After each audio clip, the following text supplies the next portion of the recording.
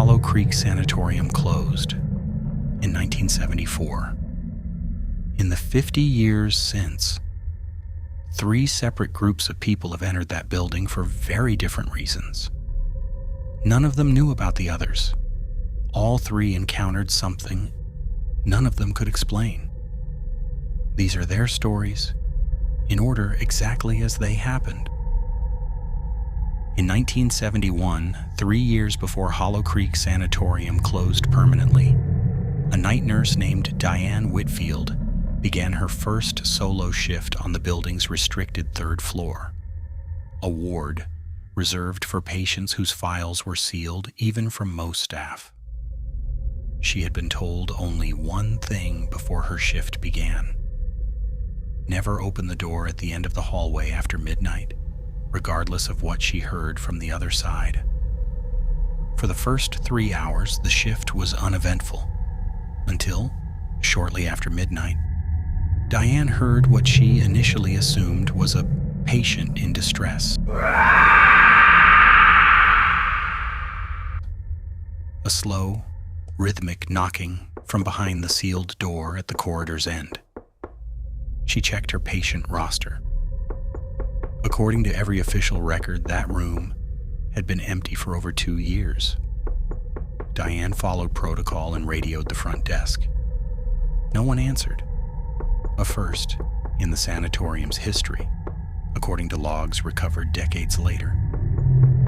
The knocking continued, growing louder, and, according to Diane's later written statement, filed the following morning, began to shift location, moving from the sealed door toward the nurse's station where she stood, despite there being no visible way for anything to move through the sealed corridor without passing directly in front of her. Diane's statement describes the corridor lights extinguishing one by one in sequence, moving steadily toward her position. Far too deliberate, she noted, to be a simple electrical fault. She retreated into the nurse's station and locked the door, something explicitly against protocol. She would later say that in the final moments before the lights reached her door, the knocking stopped entirely, replaced by what she described only as someone breathing, very slowly, directly outside the glass.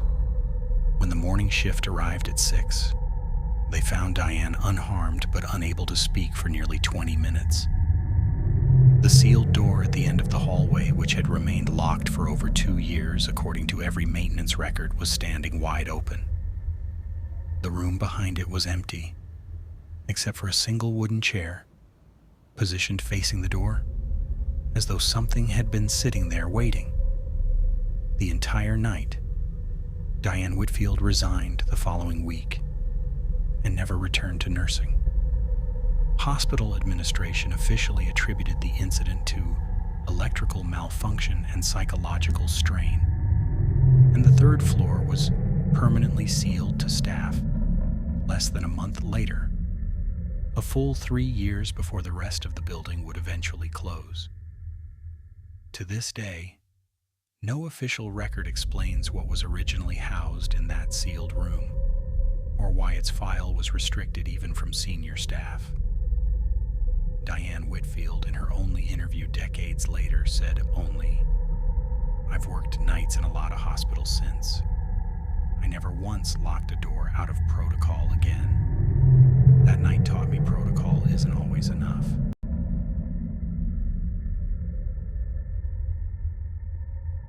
In 2015, a small independent documentary crew received rare permission to film inside the now permanently closed Hollow Creek Sanatorium for a project on abandoned medical facilities. The team consisted of director Alan Ferris, sound recordist Maya Bloch, and camera operator Devin Katz. They had 6 hours of access before the building was scheduled for structural demolition assessment the following week, despite warning signs restricting access to the 3rd floor. The same floor Diane Whitfield had worked decades earlier. Alan insisted on filming there specifically citing rumors he'd researched about the sealed room at the corridor's end. Maya's audio equipment began recording unexplained interference the moment they crossed onto the floor, a detail none of them noticed until reviewing the footage later that night. Roughly 40 minutes into filming, Devon's camera battery, fully charged moments earlier, died without warning. Maya's separate audio recorder, running independently, continued capturing sound throughout the equipment failure. When the team reviewed the audio later, it contained nearly 90 seconds of what sounded like a slow, rhythmic knocking, despite none of the three recalling hearing anything unusual. In the moment it was recorded, Alan located the sealed room from Diane's era, still marked with a faded no entry sign, and found the door standing slightly ajar, despite maintenance records confirming it had been welded shut nearly 2 decades earlier.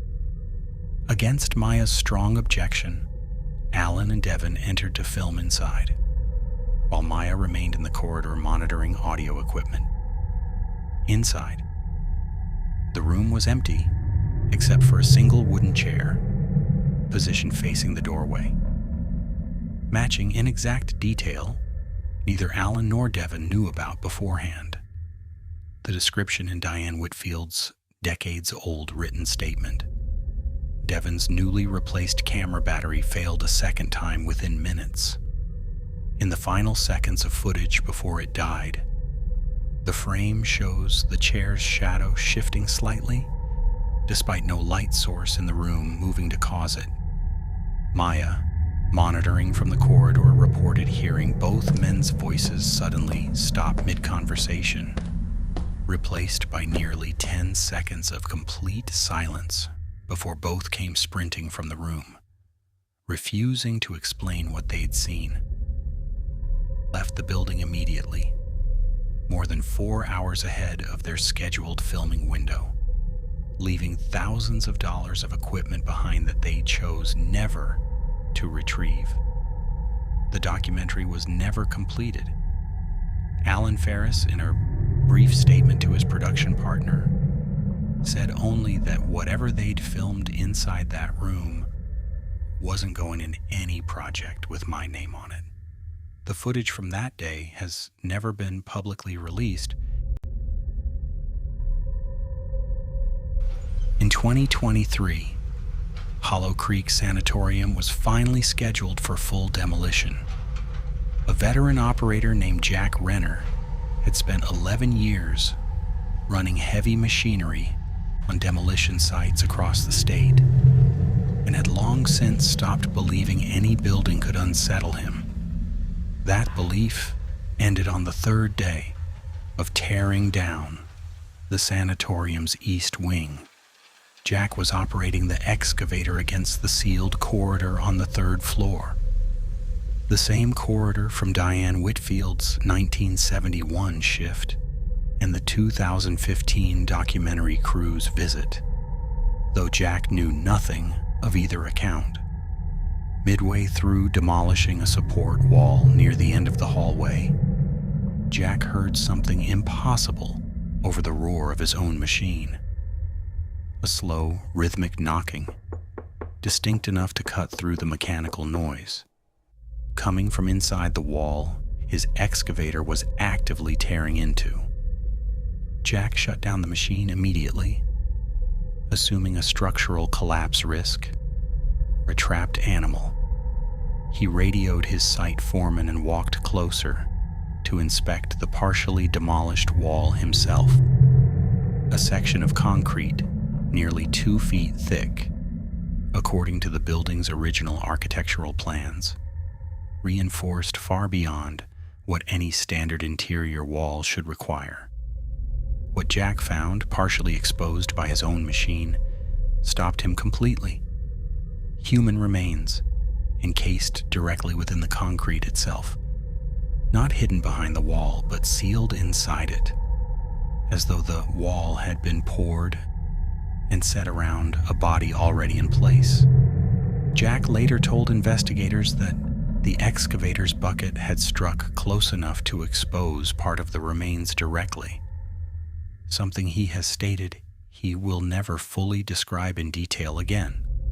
Forensic investigators confirmed the remains had been sealed inside that wall since the sanatorium's original construction, decades before Diane Whitfield ever worked her shift on that floor, meaning the room she had guarded that night and the room the documentary crew had filmed inside years later shared a wall with a body that had been there the entire time, through every single incident all three groups had experienced.